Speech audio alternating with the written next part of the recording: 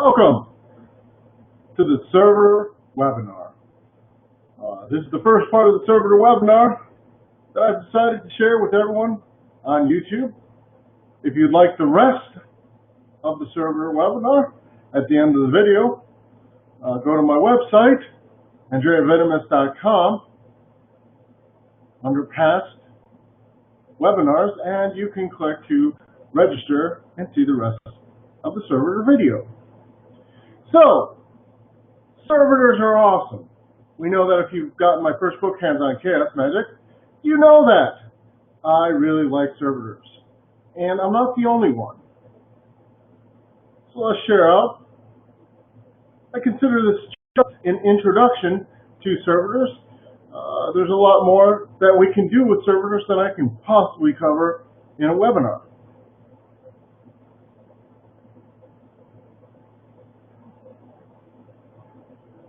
Of course, if you like what you're hearing in this webinar, get my first book, Hands-On Chaos Magic.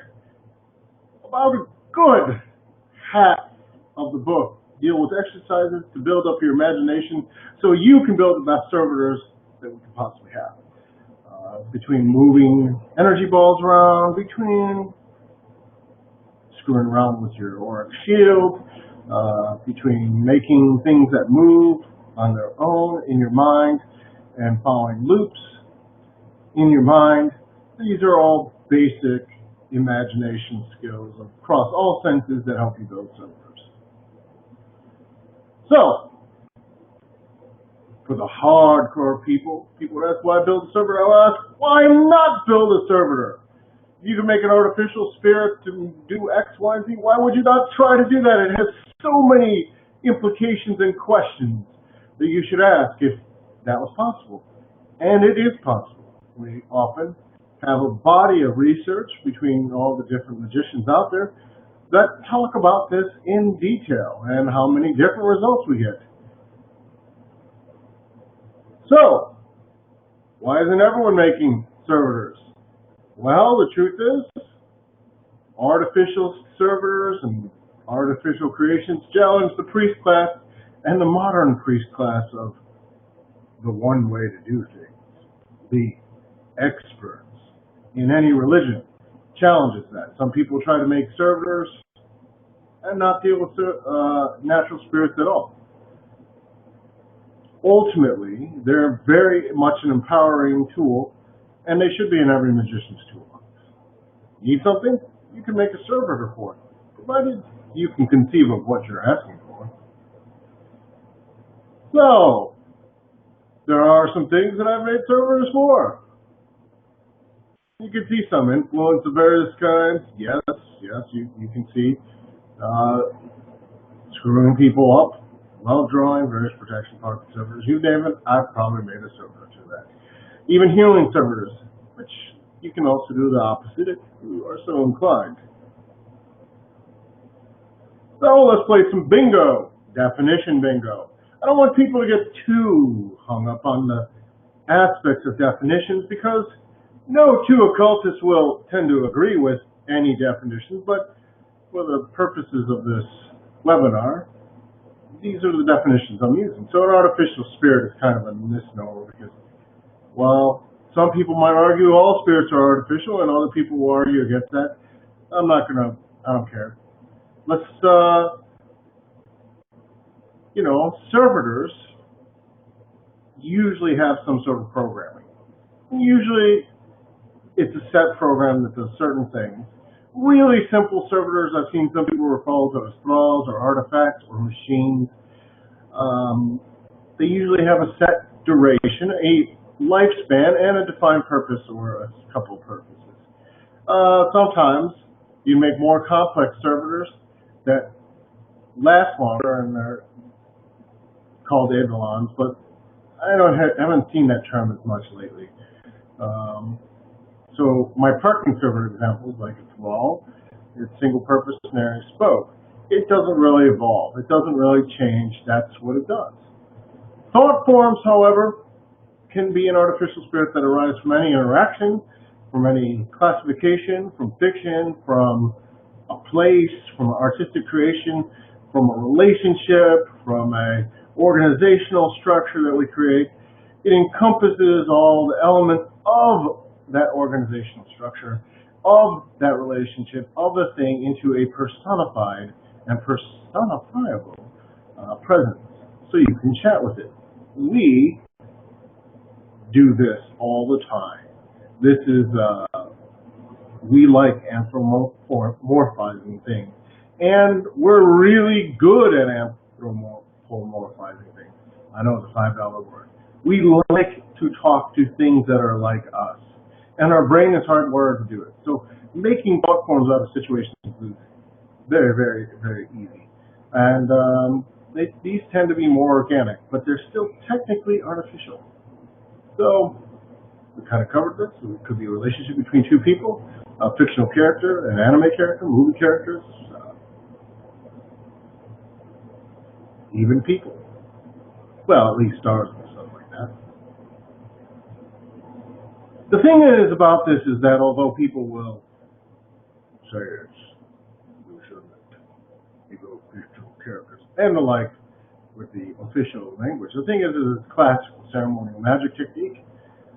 It appears that one could argue that golems, in fact, are probably a type of thought form, depending on how metaphoric you think they were being in some of the grimoires. Doris and Wiki Ashcroft talks about thought forms a whole bunch, and many ceremonial magicians have talked about thought forms. That's right. Get off the high horse. So now let's get down to actual practical magic, because we don't need to stay on that high horse, tucking and rolling right now. So egregores are usually larger types of thought forms, but they really kind of evolve in the same way as thought forms that can be artificially created, or they can evolve from an organizational structure. So a relationship could be a thought form, could influence a couple. Usually a corporate egregore could influence the behavior of many individuals internally. In some cases, they can control external events or influence external events. And if you know about corporations and how they act, they do act like big vampires that sometimes do bad stuff. Some corporations, not all. But they seem to have a mind and destiny of their own at times. That's exactly what we're talking about. Those would be egregores. Now, the thing about this is various magical orders, such as the OTO, even the Golden Dawn, have egregores associated with their magic that promote certain styles of magic and members to join and change the membership in certain ways. So the egregore interaction is two ways, and the egregore actually affects the people, even magicians. And some major forms of magic employ egregores that were basically created for the purposes of reality creation. Right. So almost everything can have thought forms attached to them, and I don't want you to think for a minute that that means that it's only one. In fact, just as a forest has trees and the trees have leaves, an egregore can have multiple sub-thought forms that are part of it. So an egregore of a corporation, as it were, might have thought forms or internal egregores of departments, or egregores of mission statements. You might have different egregores in different parts of the company, depending on the organization. A university, which is an organization, might have different departments that all have different egregores, even though they're under the whole thing. They might even have thought forms of projects or all kinds of stuff running around that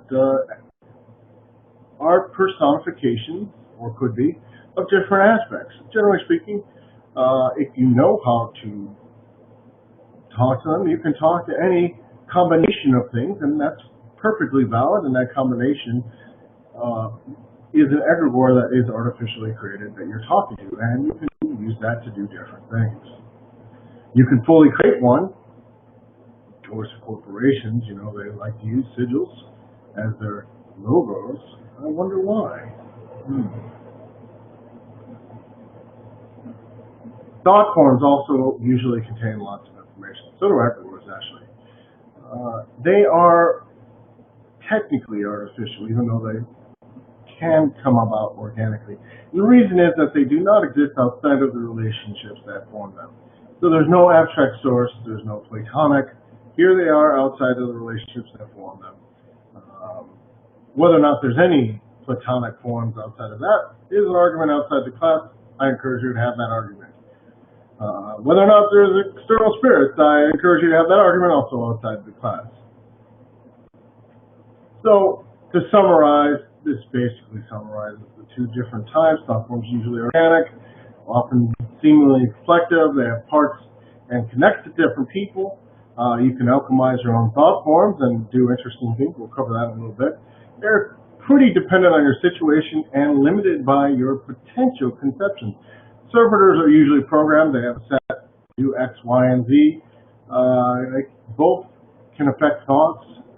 Usually, servitors are created to have changes in the environment, but both evolve servitors tend to evolve more quickly because they're more limited, but both can evolve actually. And you can use servitors to affect thought forms, and in some cases, these two things are just almost the same outside the programming, or how methodical you basically decide to be on creating it.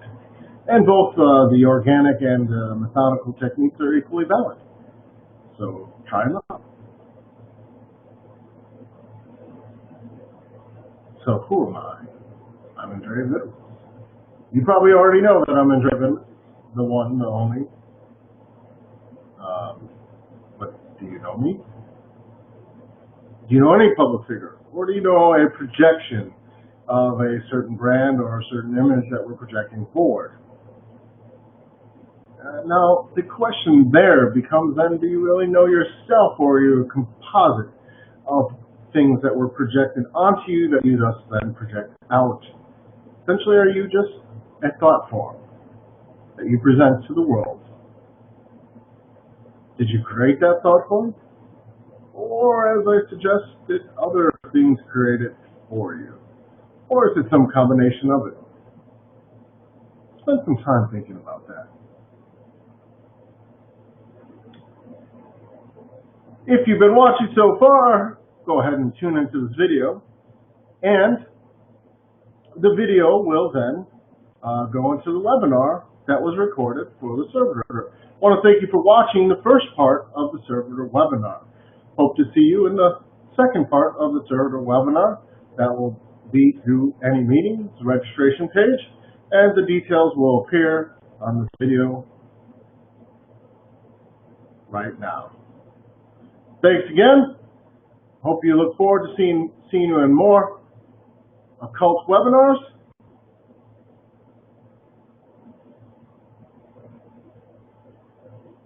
Trying to close it out real fast. There we go.